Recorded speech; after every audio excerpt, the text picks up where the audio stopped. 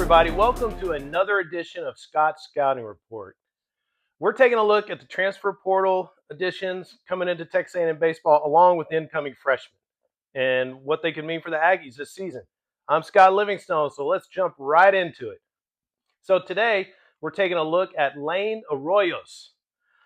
When you lose as much production as A&M lost after last season, you don't replace one player.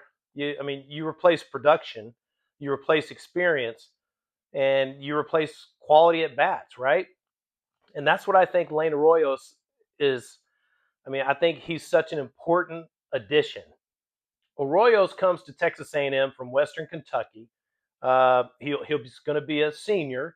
He's about 6'1", around 225 pounds, and when I look at him, just like the other players, he looks like an SEC baseball player. Man, he's strong, he's physical, ready to compete, and it takes a certain type of athlete to survive this league, and I think he's built for it. Now, let's look at his numbers, right? Last season, he hit .357. He had a .469 on base percentage. He slugged .577. He collected 76 hits. He scored 43 runs and drove in 53. He hit 7 home runs. But he led the Conference USA with 24 doubles. Now, that last number, that really jumps out at me. When I evaluate hitters, I honestly don't start with the batting average. I've been around this game too long. I know how scorekeeping works. Ball gets misplayed, it's a hit. Blooper drop falls in, it's a hit. Batting average only tells part of the story. So I want to know, can these guys or this guy control the at-bat? Can he control an at-bat? And here's a number I love. He walked 43 times, struck out 49. Think about that. For a hitter producing that many extra base hits, that's impressive. You just don't see that very often. And I mentioned Chris Acopian before. One of the reasons he was drafted so high was because he could control the strike zone. He actually walked more than he struck out. That's rare, really rare. And now Arroyos, he isn't quite there yet, but he's close. And that's what caught my attention. As a player, I didn't strike out very much, but I still struck out more than I walked. And that's just baseball, right?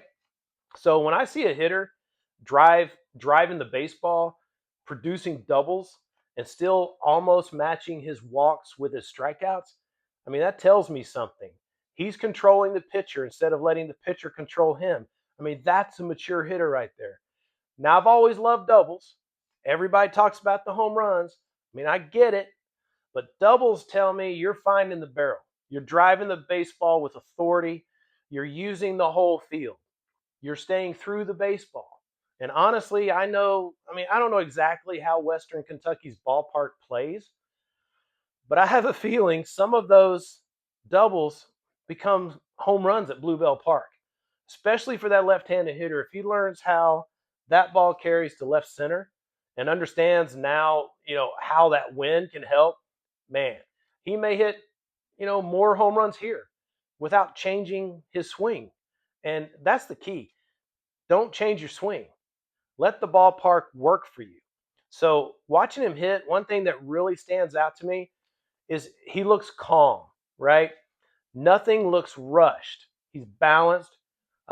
He doesn't panic with 2 strikes, at least what it looks like. And he looks like a hitter who understands hitting, what he's doing. He's only looking for one pitch. And when it gets it, he doesn't miss it. So, 24 doubles.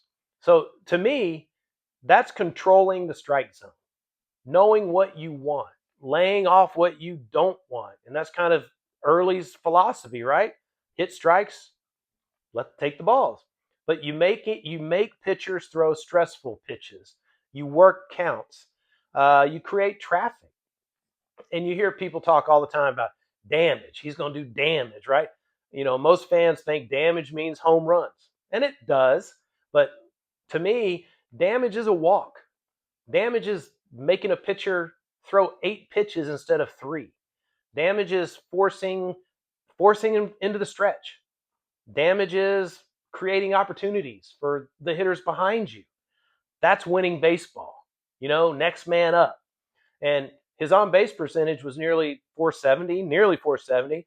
That means almost half the time he walked to the plate, he found a way to reach base. That's huge. Come on, the Moneyball scene because he gets on base, right?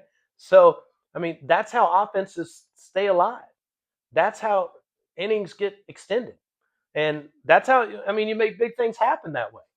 Now, defensively, he gives Coach Early some flexibility, right? He can play first base, he can play the outfield. And I think that's exactly what Texas A&M wanted from the portal class. Versatility. Let's get these guys on campus. Let's see where they fit best.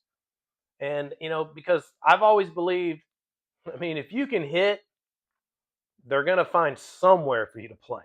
Trust me. They're going to find somewhere for you to play. And one thing I'm really excited about is watching him work with Coach Early, right? Because in my opinion, Coach Early is one of the best hitting coaches in college baseball. Just look at the hitters he's developed. The track record speaks for itself. So I think Arroyos has another level in him. And not because he needs to completely change, because I think Coach Early will help him maximize what he already does well. And will some of those doubles become home runs? Maybe. Probably. I believe so. I just think they will. But here's the important part. I don't want him trying to hit home runs, and I'm sure he won't. Just let the ballpark work, man. Keep doing what got you here. Stay gap to gap. Stay disciplined. Keep finding the barrel. If the home runs come, great. If they don't, he's still the kind of hitter we need in the lineup and championship teams need. So, to me, Lane Arroyos may not have been the biggest name in the transfer portal, but doesn't matter to me. I don't care. What matters is quality at bats, man. Controlling the strike zone, creating traffic, and just driving the baseball. Play winning baseball, man. And I think Texas A&M identified exactly what it needed. And I think Lane Arroyos has a chance to become an important part of the lineup and maybe the middle lineup. I'm excited to watch him. And I want to see him play in Bluebell Park. And honestly, I wouldn't be surprised if we appreciate him more and more as the season goes along. So, I've put together all these numbers and these stats and looked at different things, and I think he's going to be a good fit. So I'm looking forward to watching him play, and hopefully, like anybody else, we can get him here on the Ball 5 podcast. Thanks for listening. Until next time, gig 'em.